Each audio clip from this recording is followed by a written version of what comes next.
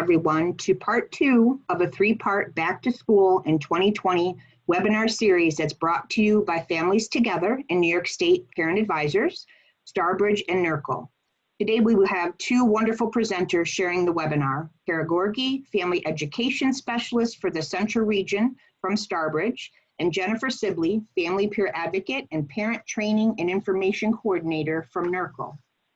Just as a reminder, the final webinar in our series will be next week on Monday, not Tuesday, and we will be talking about bridging perspectives, a way of helping families and schools foster open and healthy communication to build bridges and break down common barriers to communication. We hope that if you have not already registered for this exciting conclusion to our series, that you will have a chance to do so. Please remember to sign into the chat box if you have not already done so with your first and last name and where you are from. Otherwise, you will not get credit for attending today's workshop. For those seeking to get a certificate for attending all 3 workshops, this is very important. Please do not forget to sign in. This webinar is being recorded and will be available as soon as possible on the Families Together and New York State website. We will notify you via email when we are able to post the recording to be viewed. Most of you are muted already, but if you are not, please mute your microphones. We have over 220 folks who have registered for this series, which is truly an amazing number, so we thank you for your interest, but we also ask that you mute yourself to minimize the background noise. We will be taking questions, breaks throughout the presentation, and we'll take 30 minutes at the end of the presentation to answer any questions that haven't been addressed. So feel free to utilize the chat box throughout and ask questions. And with that, I will turn it over to Kara to get us started. Thank you so much, Kathleen, and good morning, everyone. It is an honor to be able to do this presentation for all of you, and it's something that is near and dear to Jen's and my heart. We know before COVID even came, there were many students who were already experiencing school anxiety and school avoidance. We know with the reopening of schools, anxiety is high for everyone, and we're really hoping that today you'll walk away with hopefully some tangible information about anxiety, hopefully some resources, some ideas that you can hopefully use with your own family. For those that are professionals, hopefully some ideas that you might be able to start implementing and using right away, so that way we can all be starting to get ready for what's going to be a very different school year, but I know together we're all going to be able to navigate it. So to kick off, thinking about anxiety, think of it's that feeling of worry. It's that nervousness. Sometimes anxiety can be very small, and other times it can really be quite impactful on someone's life. So really kind of thinking through, what is anxiety, and like how does it impact you? And so we're going to start there and kind of build up. So thinking through anxiety, if I said this dog was going to come lunging at you through your computer, you would be anxious, you would be worried. Kara, is this dog going to bite me? Is this dog going to attack? That's normal anxiety and worry. And when I was putting together the presentation with Jen, I was thinking through, how do we put something that's invisible like COVID into a PowerPoint and help people talk about, is it reasonable to be worried or is it not? And I think one of the things that's important to recognize about the difference between a tangible worry like responding to this dog versus how we handle and respond to COVID is that COVID is invisible. And it's what we hear in the media, it's what we hear from our friends, it's what we hear our families talking about. When I think about the kids, it's what they hear their parents talking about, sometimes even just in a hushed room behind a door. Kids hear a lot and pick up on a lot. Also, what I think is important to know about anxiety is you can also kind of pick up some of those vibes just from being around someone. Before Jen and I present, we usually kind of have a little bit of anxiety of, is it going to go well? Is it going to be smooth? But we help each other to kind of boost each other by giving positive text messages and things like that. So when you're thinking through this whole piece with COVID, think about all of what could be going on in someone's mind. What have they heard about COVID that maybe they are anxious and fearful about? What have they heard about COVID that maybe they're unsure or unclear about? That's where it comes in that we need to do as much as we can about empowering each other with information and resources and tools, because we all know no one was ready for a pandemic to hit. And there's no real guidebook for us to navigate this. Kara? So when does it be? Yes. Sorry to interrupt. Some people are saying that they don't see anything on their screen, and it might be because you have your video turned off. Could I ask you to please turn your video on for us? Yep, my video's on. Can you see the slides now? Let's see here. I can see them on my end. I'm not sure if we can still see them. Let's see. If people could chat in the chat box, if you can see the slides, that'd be helpful. Okay, yep, everybody's saying that they can see them, so you're good to go. Awesome, thanks, Jen. You're welcome. Sorry to interrupt. You are perfectly fine. So when we're talking about anxiety, we need to think about when does it become a problem. For students with going back to school, it's when the anxiety prevents them from going to school, when it literally is something that halts you, halts what you're doing. Because here's the deal, not all anxiety is problematic. We all know there's times where we might be scared, there might be some stress we're having, but then there's also the anxiety like panic attacks that can literally halt someone in their tracks and stop whatever it is that they're being a part of. There's also things like emotional disorders where sometimes you need extra help. And I want one message to come through loud and clear in this presentation is I really want you to understand that with anxiety, it's okay to ask for help because we all have it in different forms, different degrees at different periods in our life. And I'm really hoping that through this presentation and with kind of talking about mental health, that we realize mental health is just like our physical health. If we were sick, we would go see the doctor. If our mental health needs some help, we might have to go and talk to someone for a bit or get some resources so that way we can try to lessen that anxiety. Because right now, more than ever, people need to know it's okay to ask for help. It's okay to say, I need something more. And when that kind of comes into place is when we're thinking about anxiety and it's disproportionate to the situation we're facing. So again, this man has an intense fear of cats. He's boxed in, can't see the other side of this box that he could quickly escape and run away from the cat. All he sees is the cat. For some of our students and some of our families, all they see is school.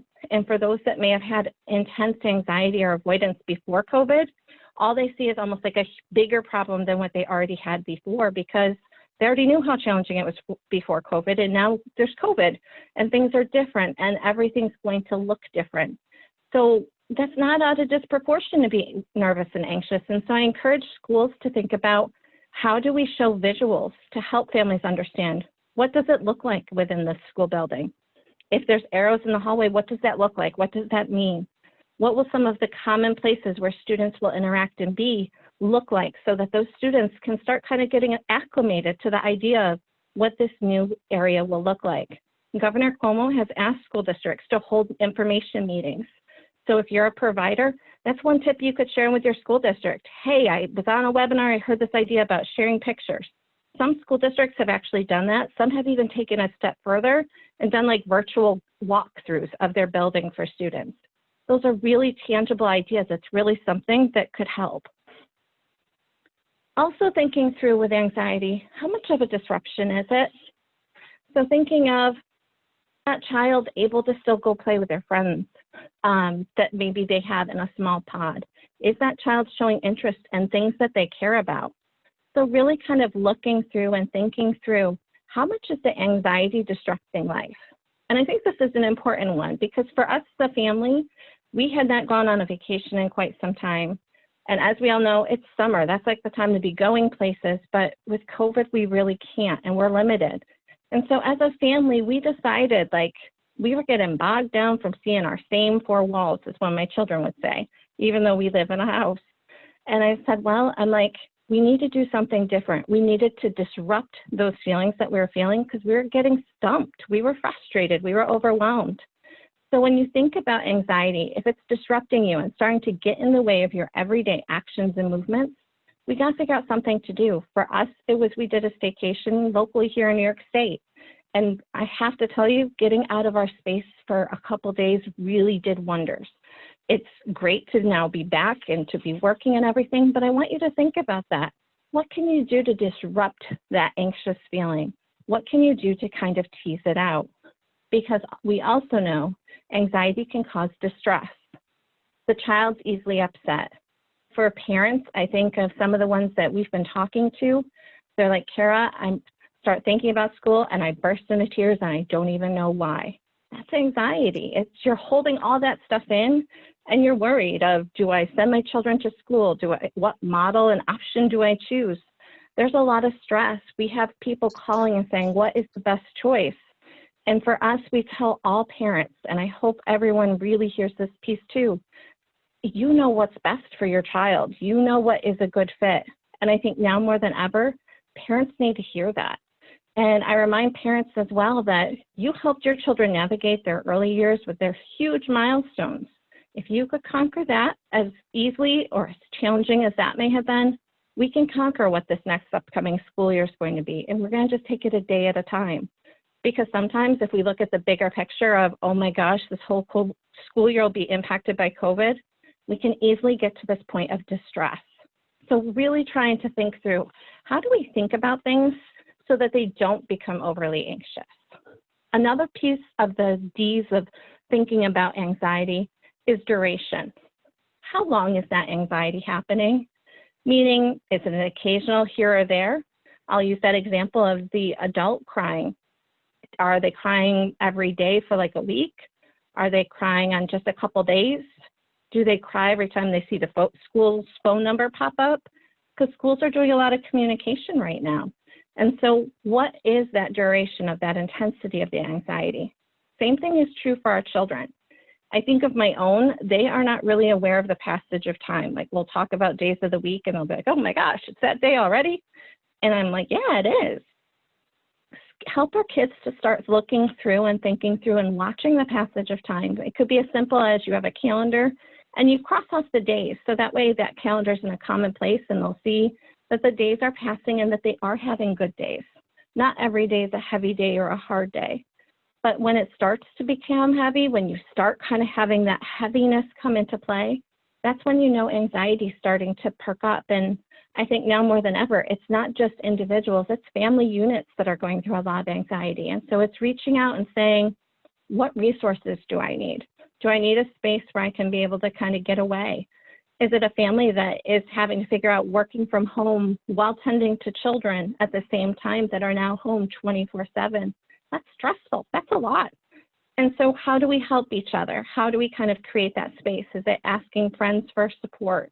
Is it having that friend that you can just pick up the phone and call and tell all the feelings you're having and saying, is this normal? And them saying, yeah, it is. It's okay to have these feelings.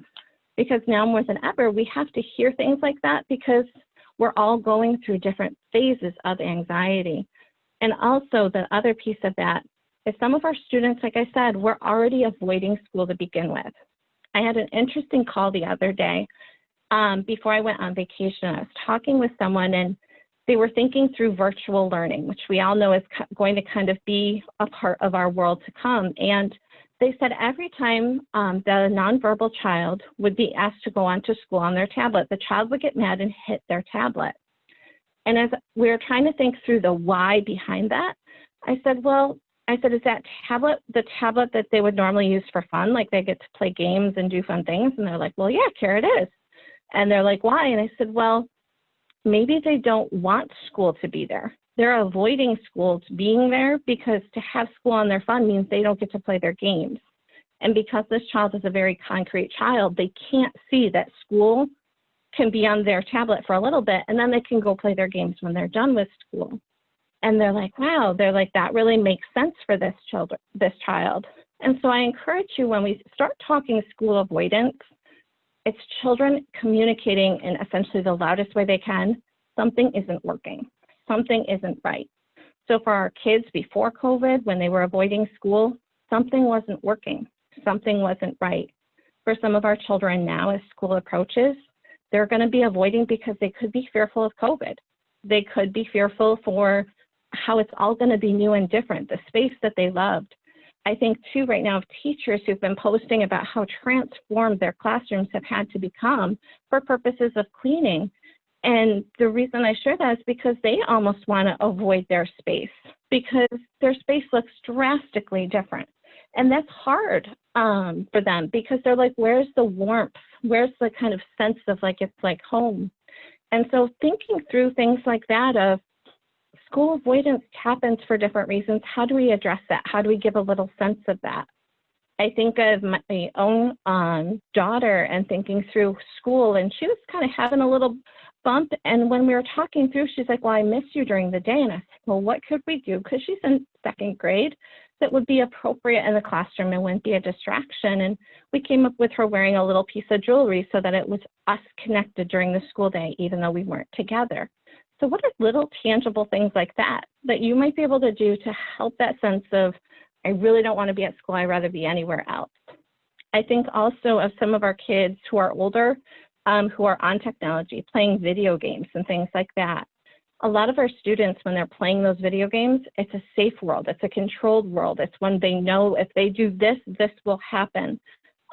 So thinking through when they're that into it, think of it right now, everything else in their world is kind of spinning out of control.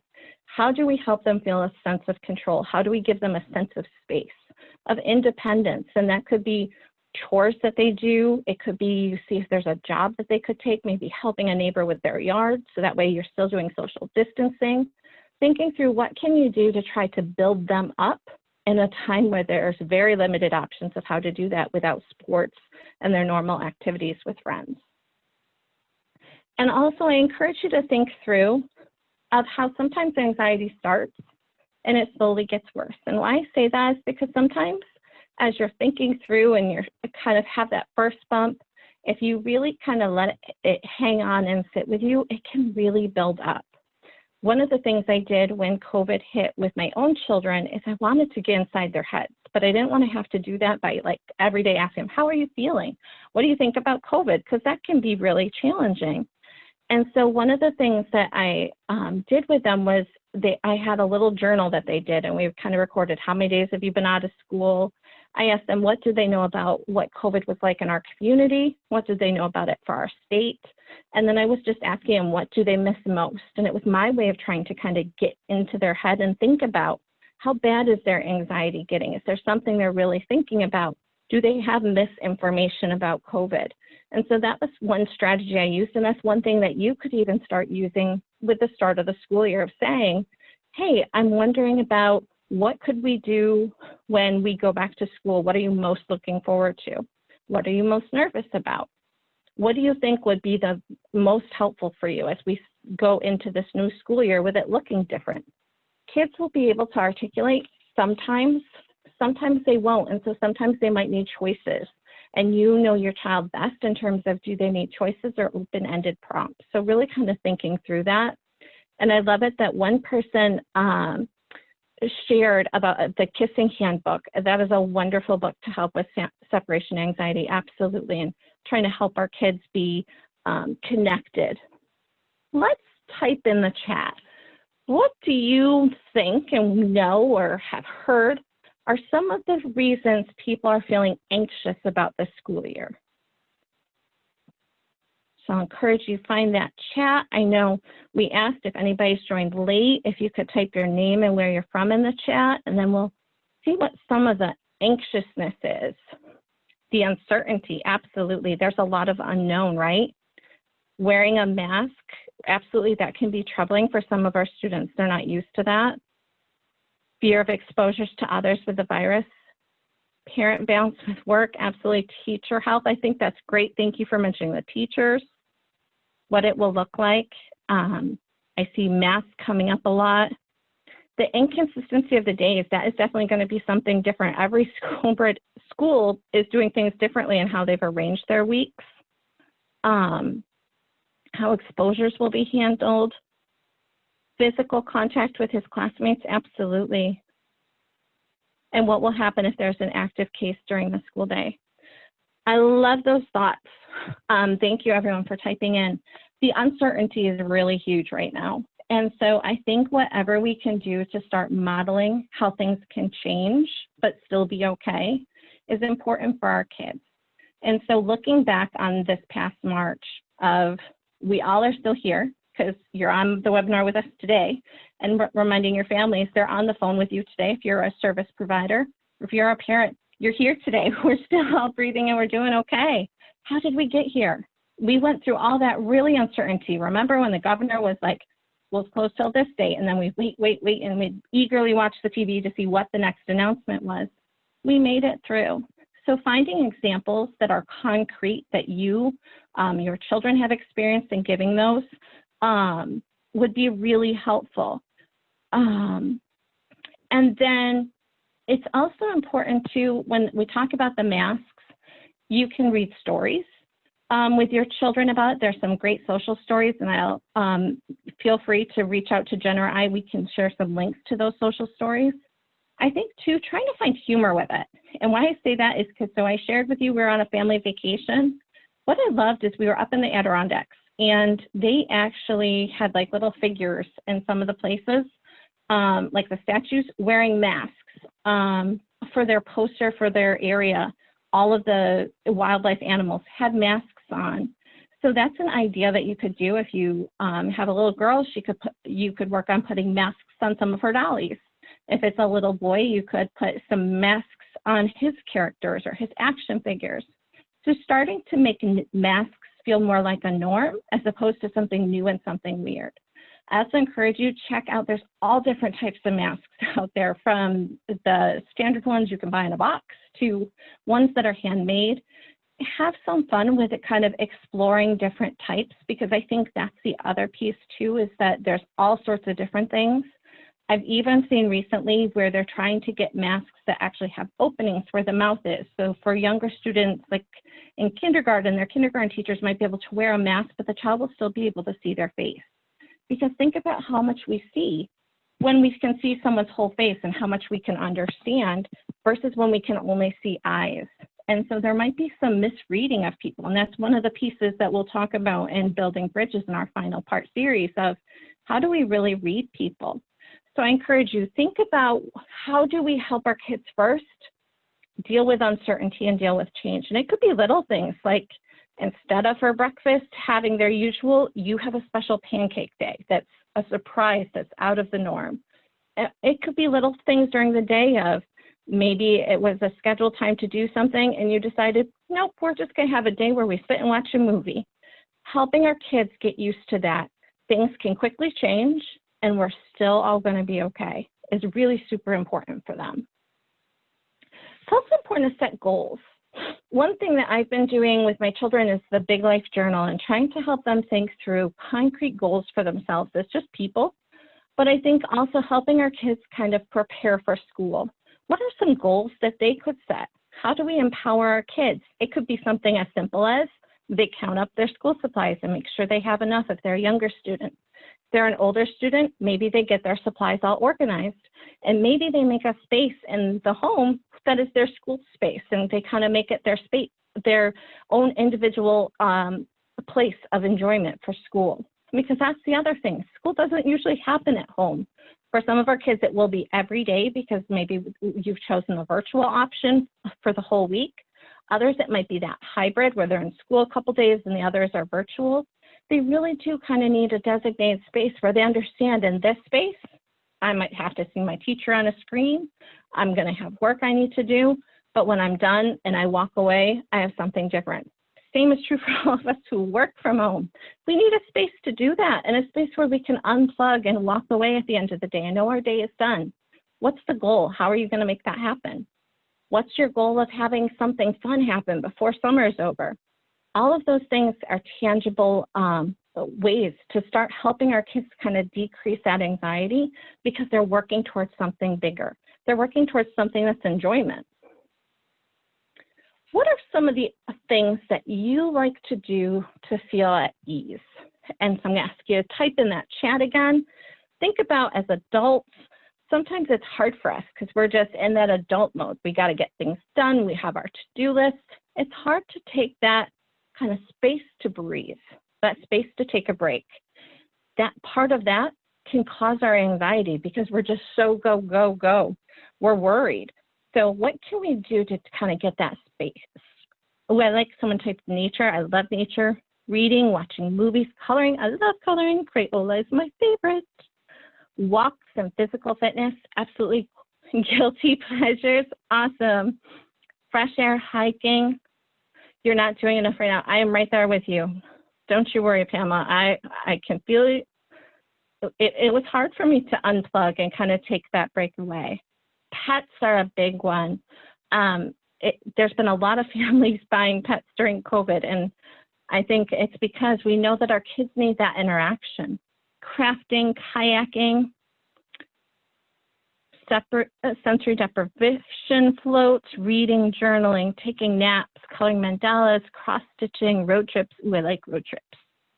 Taking the neighbor's dog out for a walk, absolutely. Scrapbooking. Look at that. We have so many great ideas of how we can de-stress. Thinking through too, blowing bubbles, taking time to just do something for us. Gardening, absolutely. I think right now while we are home, it is really important. If you are feeling that way, like I was saying with Pamela, I feel the same, I'm not doing it enough, schedule it for yourself. I know it sounds absolutely funky, but it is something I have started. And so I really encourage you to, if you find that you're like, Kara, my schedules are so busy, like you tell me to schedule it, how am I supposed to do that? Find a pocket of time and make it small at first so that way you have success. Maybe it's 15 minutes. And in that 15 minutes, instead of sitting at your computer, you're going to get up and you're going to literally walk around the inside of your house. You'll walk around the outside of your house, or walk to the mailbox, or do something. Find little pieces of time that you can do something for self-care and take that break, where you're not answering a need for a child. You're not checking messages, because trust me, that is not practicing self-care either, because then your to-do list is growing. You're really doing something just to kind of be in your own space. But then I also encourage you to think through, how do you help your family do that? How do you help your coworkers do that? And just gentle reminders of them. For me, I love like positive quotes. Our agency has them posted all over. It makes me feel like I'm at home. I always get this happy feeling when I'm in the office. I encourage you to think through, is that something that works for you? And if so, go online, find a couple good quotes that you can post in random places throughout your house to just remind you to stay positive. Remembering to take self-care. Like I said, scheduling it. It could be a matter of putting it in your calendar. It could be a matter of during your day, you set a timer. When that timer goes off, you take a break. We all need that. But also thinking through, how do we help our kids do that? Because as we all know, as adults, we struggle. So imagine what it's like to be a little person right now going through COVID. Or even a teenager. They're so social and they have so many activities that they're probably missing. How do we help them to kind of take that space to take care of themselves, to breathe, and to know that that's good and that's important? So again, it's modeling, it's encouraging them to take that time to do that, and it's helping them to figure out what is their comfortable thing. You all like were able to go boom, boom, boom, I have all these ideas. Some of our kids are like, I don't know what to do to make myself feel better. So that's when you get the fun of exploring it together. You try something out, and you ask them, how did this make you feel? Did you kind of have a chance to kind of take a breath? You also, for some of our nonverbal students, can watch their body. Are they still pretty rigid, or are you seeing them kind of relax a little bit more? You can watch the intensity of their breathing. And with this, I think it's also important because it lets you become very aware of your body from head to toe. So thinking through when they're getting anxious, where are they feeling that in their body? Because they can communicate that to you so that you can help them work through that when it does become school time. Because sometimes they're going to say, I have a headache, I have a stomach ache. We need to know, is that true illness or is that their anxiety talking? Because we all feel emotions in different areas. Before I present, my heartbeat, I can tell you, starts getting faster. I feel my cheeks get warm and kind of flush. And by the middle of the presentation, I feel fine and I'm good. So it's knowing those things about ourselves and taking notice of, where do we feel it when we're happy and excited? Where do we feel it when we're sad? Where do we feel it when we're scared? And helping our children to start understanding that. But more importantly, we as adults have to understand that about ourselves as well, as we're modeling and kind of walking through this and helping them to understand. At this point, we're going to stop for a second and see if anybody has any questions. I see some of you are continuing on with that great self-care of reading, playing on the computer, absolutely, road trip, sitting by the water. I love that one, Pamela. I'm right there with you. Water is my happy place. It's like my peace. And I love that, Kelly. You mentioned how that your watch actually prompts you to kind of take a breath and move around.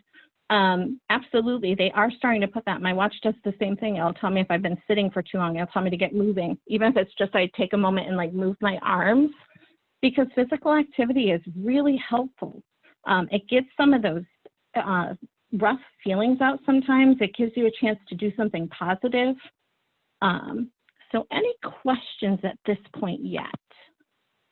So we didn't have any questions, but I did want to share a thought that came up in the chat box because it was an interesting idea that I wanted to share and get some feedback on. It says, my biggest difficulty with this specific form of school anxieties is that the source of the anxiety is very real. We often talk about anxiety in terms of a reaction to a perceived threat where real danger isn't necessarily present. But real danger in this case is present. Children's fears for the virus or bringing it home to their family are very valid. It seems different than our normal school anxiety, so I feel this like some of the typical tools may not work in this case. So Kara, I didn't know if you wanted to talk about that a little bit and maybe address some of the tools that we can provide our kids to help them deal with the very real possibility of bringing the virus home to their family, or kids who are very concerned about contracting the virus when they're at school. Absolutely. That's a wonderful point and a great question. So with COVID, we do have a real threat on our hands. So for our kids to be afraid or nervous, that is to be expected. What I would say is this is where it's very important to inform and educate. So helping our children to understand what is COVID-19 in a way that is appropriate for their age and their level. For some of the older students, I would say, and you could get very specific with detailed information. For younger ones, keep it as simple as possible. I know that they're also for trying to help them figure out like what can they do, because I think too, kids take on that responsibility, right? Of what am I going to do? Helping them understand that now more than ever, washing your hands makes a big difference. It's like your superpower for the little kids, letting them know they can kind of be a superhero of helping people by washing their hands, by wearing their mask, letting them know what is the point of wearing a mask. Like, why do I wear it? But when I go out and we're driving around, I see people not wearing masks, helping them to understand that some people honestly can't due to medical reasons. There's some people who just refuse to, and helping them know that for right now, we need them doing everything they can to help keep them safe and to help keep the family safe. So I think talking through that with them. In addition, I know some news outlets, for example, I know CNN has done a few kind of like little shows where they have talked through about COVID-19 in a very like child-friendly, approachable way. So that's another resource that you could check out with your children. And I think too, as you're educating or sharing videos or doing things, it's really important not just to watch the videos together, but take time to pause it and ask them questions, or say, I'm wondering about why should I wear a mask when it gets really hot and it gets uncomfortable. Raise some of those things and kind of own it as the adult so you can talk about it in an approachable way with the child. Also finding ways where you can talk to them about when they do go to school. So if they are going to be in the model where they're going to attend in person, what will they need to do when they come home to help keep your family safe? What will they need to do at school to help keep them safe? And again, that's where these reopening meetings that the governor has asked the schools to do is going to be really important for all of us to attend so we can hear what it's going to look like and ask questions. And for example, we have one for my school district this evening that we'll be on. And initially I was like, well, I'll be on, I'm the parent. But I'm like, you know what? My kids need to hear this too. And so my child is going to sit there with me and watch this meeting so that way they're hearing the same information I am. And I think that's so super powerful, so super important to help them understand, reading books with them to help them understand like COVID is kind of a sickness.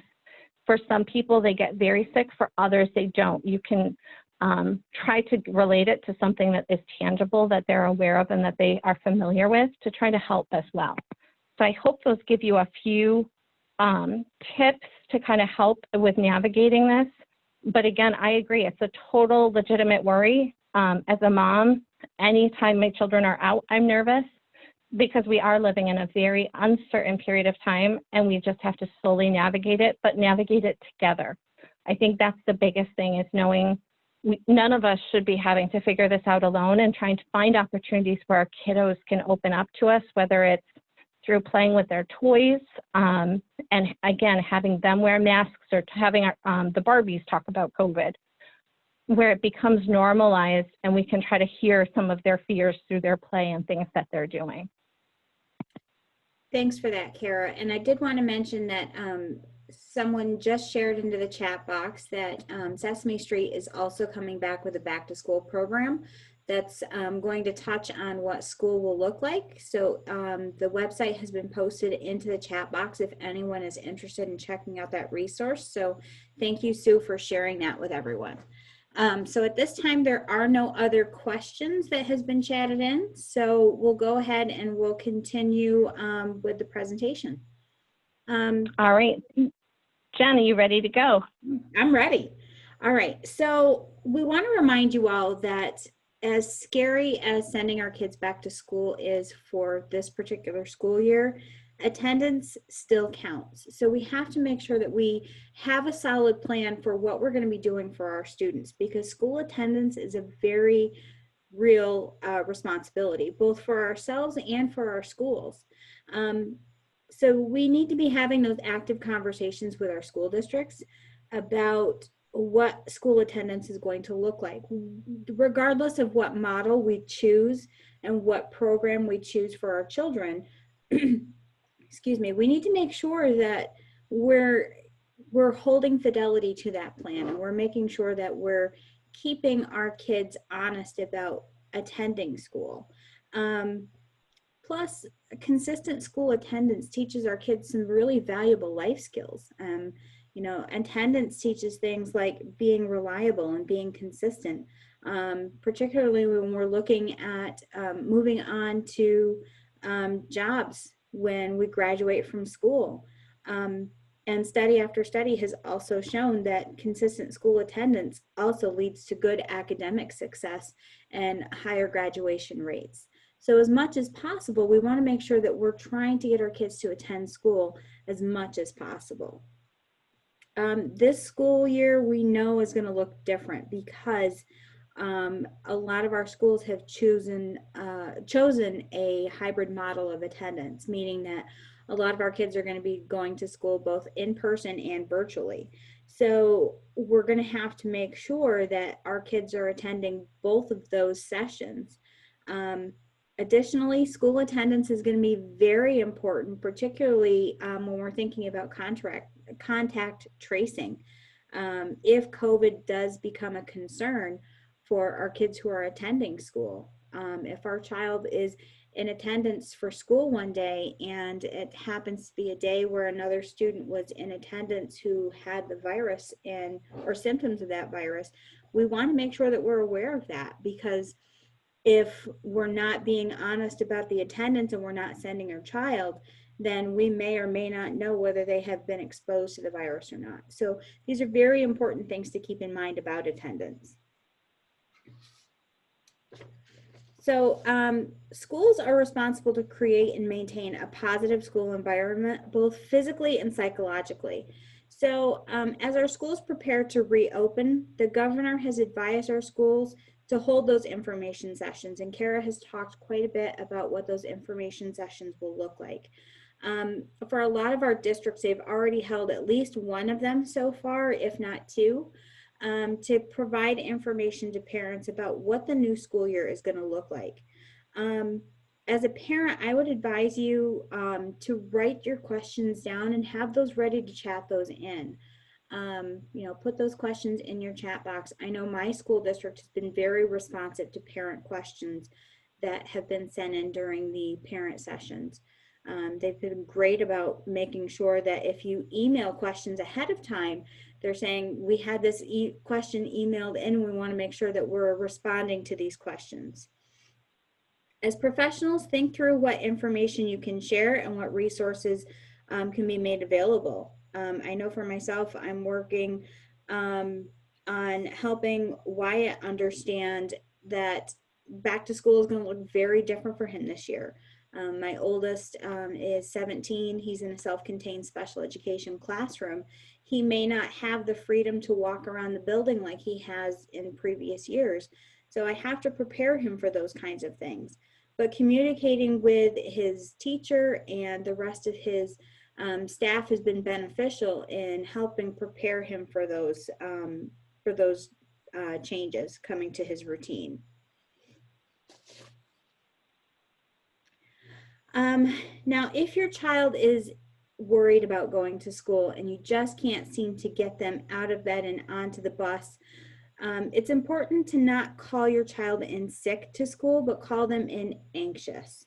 So when you're calling the school and telling them, I can't get them out of bed, I can't get them motivated, I can't get them on the bus, that you're calling in and saying, I can't get my child to school today because they're feeling anxious.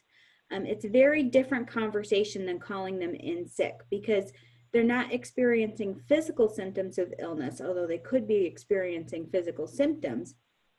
Instead, what they're experiencing are symptoms of anxiety. So send an email to the school, follow it up in writing, and let the school know your child has a lot of anxiety about what's going on right now.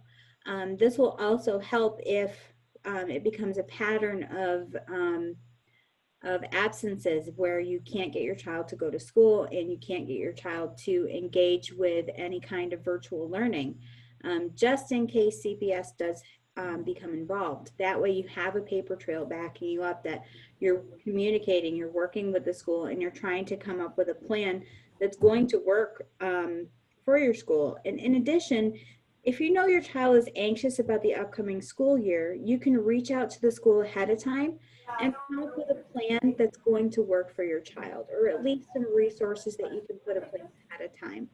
I'm working with a family now that, that's one of the things that we're doing is we're having a pre-planning meeting where we can talk about what's it going to look like as the child transitions from the bus into the school building. We're putting together a picture book of all of the staff who are going to be working with the child when the child is in person at school, so that he has a face that he can put to the different names that he's going to be hearing. And we're putting together a Zoom meeting so that he can meet with those staff people ahead of time. And even if it's just 5 minutes where he has a video conference with the teachers, he has a face to a name that he can connect with so that he's less anxious. Somebody has their microphone unmuted. If you could mute yourself, that would be great, just so we don't have a lot of background noise. So why might you choose virtual instruction? Well, there's a lot of good reasons why you might choose a virtual option versus an in-person option. For some people, virtual works better because you can shut your camera off and remove kind of that in-person feel about being on camera. For other people, it kind of feels a little less personal, so that you're not like face to face with someone and it's not as anxiety inducing. And then for other people, you do remove that possibility of actually being in the same room with another person and thereby exposing yourself to becoming ill. I will remind you that if your school district is one of those schools that does not offer a full-time virtual option for a family, that you can work with either a therapist or a medical professional to try to document reasons why your child might need to have a virtual option available for them, and then work with your school on setting up a virtual plan of instruction. If this is something that you're interested in exploring, you can get a hold of myself or you can get a hold of Kara, and we can help talk to you about whether this might be an option for you and your family. And we can help you work on setting up a plan for that.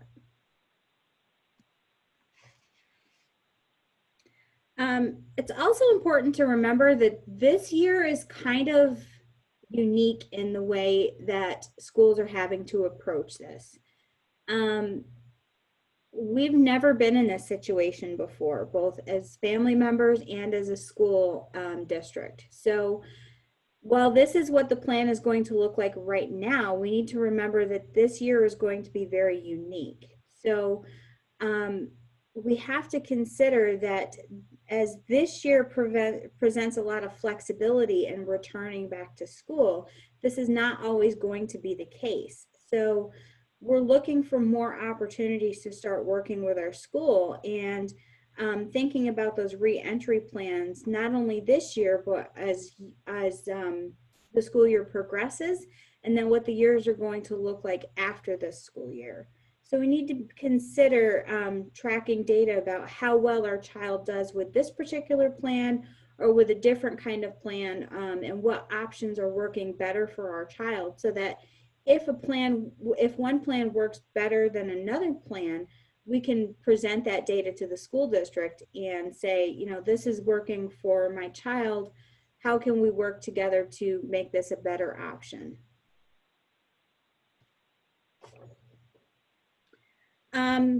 For a lot of our kids who have been out of school for quite a bit of time, we may have to have conversations with our school before school starts about any kind of special education that needs to be provided, particularly if they've missed any kind of instruction. So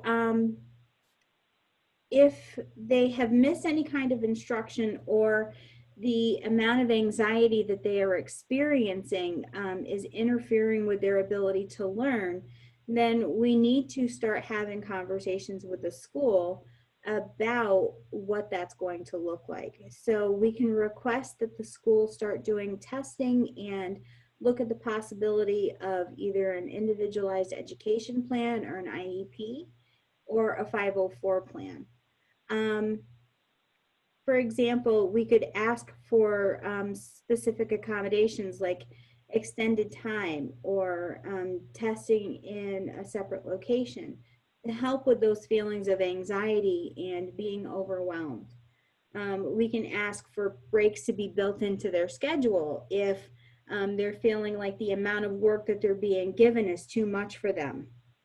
Or we can ask that more assignments be given to them on the computer, because the computer seems to be a great way for them to be able to get their work done.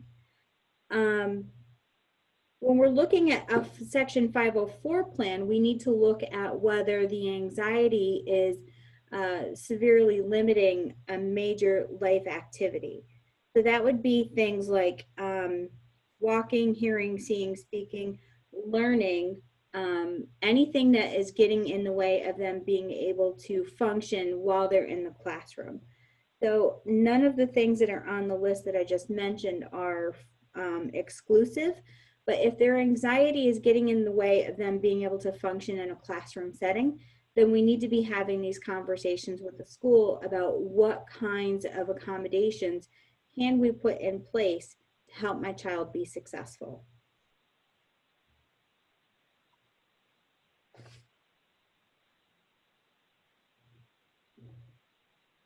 So anxiety in kids can take on a number of different looks. And we know that anxiety in kids looks different than it does when we're talking about anxiety in adults. So anxiety for myself looks like a rapidly beating heart and not being able to focus, not being able to pay attention, getting upset easily. I cry at the drop of a hat. For my 17-year-old, anxiety looks like unreasonable bouts of anger. He gets depressed very easily. He doesn't want to attend to things. He avoids tasks because it's too much and it's too overwhelming for him. So we need to be aware that anxiety in kids can look very different than it does in adults, and be willing to have, again, those conversations with the school about what anxiety looks like for my child. So be prepared to document what that anxiety looks like, and again, have those conversations with the staff. And remember that there is no magic wand. There's no perfect way to come up with that you can wave a wand and fix what's happening with your child.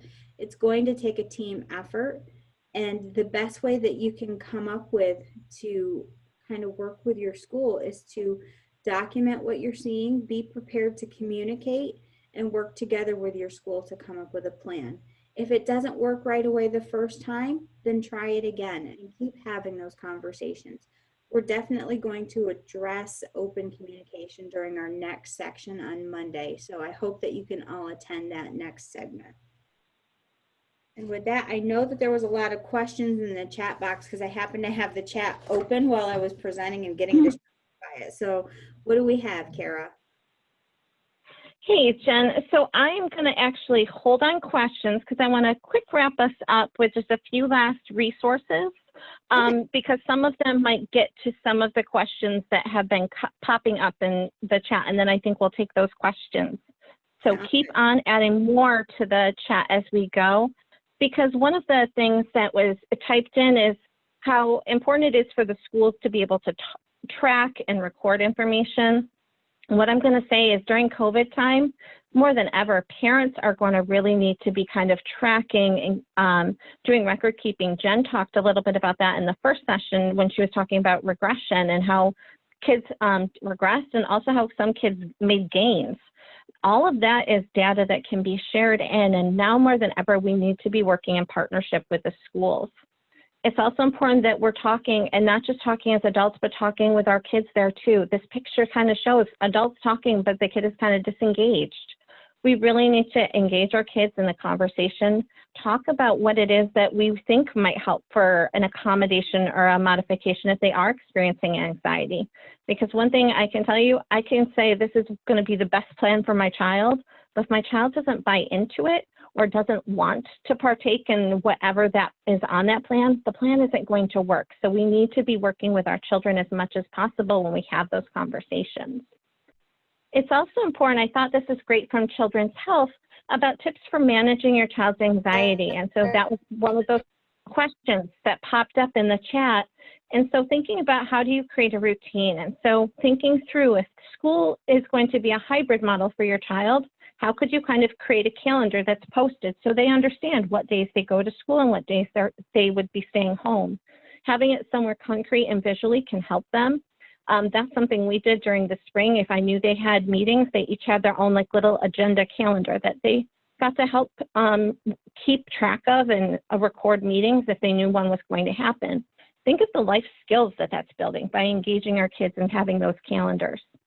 Like I have said several times, listening to your child, checking in with them, whether it's through something fun like a little journal thing, maybe it's you roll a ball and you each get to talk about how things are going. Thinking of how do you build play into it so that way it doesn't feel so, tell me how you're feeling about COVID today. Also look for those signs of anxiety. Like Jen had mentioned, the crying. For some children when they're feeling really anxious, it could actually be the opposite. It could turn into aggression. So if you're seeing that, it could be a sign they might be feeling anxious. And teaching those skills of self-care, because we can say it's important to take a deep breath, but if no one's taken the time to really kind of teach our child how to do that and what that feels like, they're going to need that help. Also, for that great question that came in midway through about what can we do for our kids because COVID is real, focus on what can be controlled. Washing hands, wearing masks, social distancing, helping our kids to understand what does that even mean. Also encouraging that positive thinking, staying connected, and asking for help if you need it. All of those are ways to stay healthy and try to stay calm. And seek out support for yourself, for your children, for your family. Like I said, it could just be a good friend you talk to, or it could be a medical professional, a counselor. Right now, we all need help in one way or another. So don't be afraid to look for support. Also understand it's important to forgive with anxiety. Like Jen said, if you're crying and really emotional, asking for that forgiveness. I'm sorry, but I'm feeling really emotional right now. When I had a conversation with the school about one of the plans for my child, I got emotional. I'm like, please forgive me. Like, I don't mean to be a big mess. And they're like, Kara, it's okay. We understand. This is a hard time. There's a lot going on. And so giving that space and that grace to one another giving that space to everyone right now because we all have so much on our plate. The stress is really high.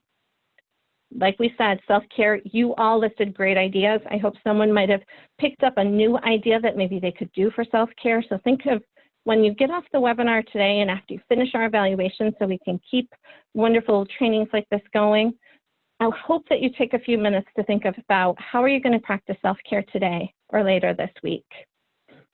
Also be sure to have lots of patience, but most importantly, persistence. That's what we need right now is to just keep going strong. But I encourage a lot of families feeling overwhelmed. Take it a day at a time. Stay persistent for the day.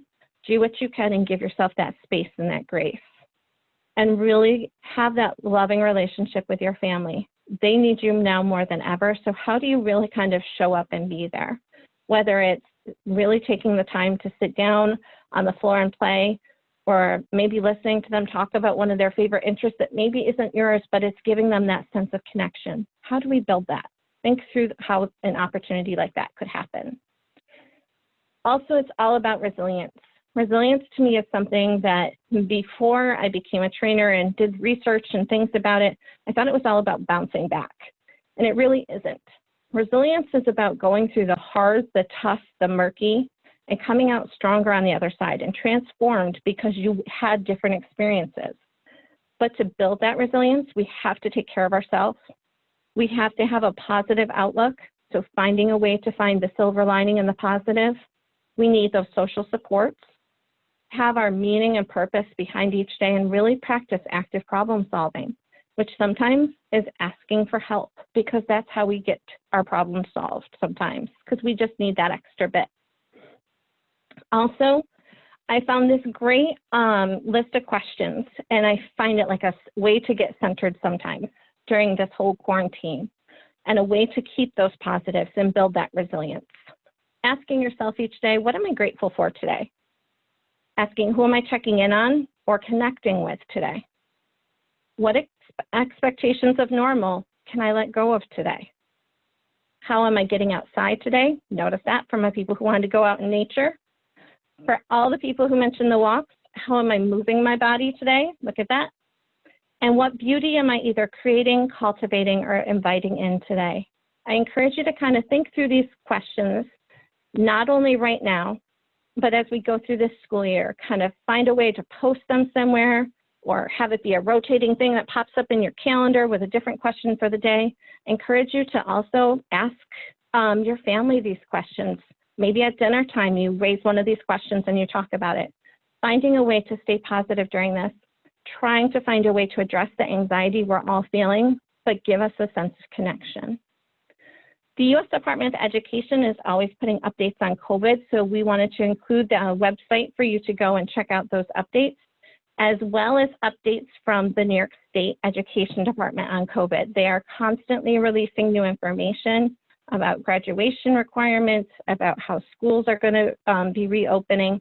There's tons of information there. I encourage you to check it out because I know in the chat, some of the questions that came in were talking about, what about the kids who can't learn virtually? What are we going to do? And with that, it's talking with your school.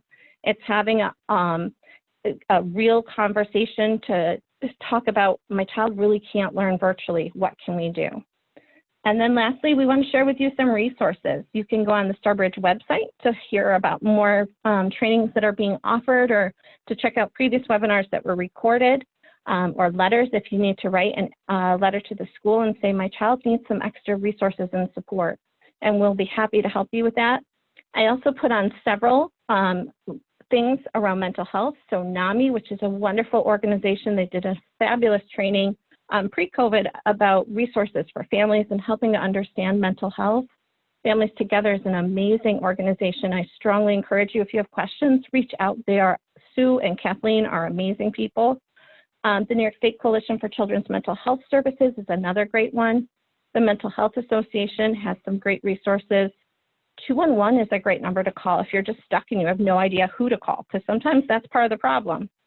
And then PBS has also done a lot of great things for parents and with little ones. So I shared a resource there and some tips for families, students, and administrators and staff. So we wanted to give you lots of extra takeaways that you can look at, think about, and we just thank you for being with us.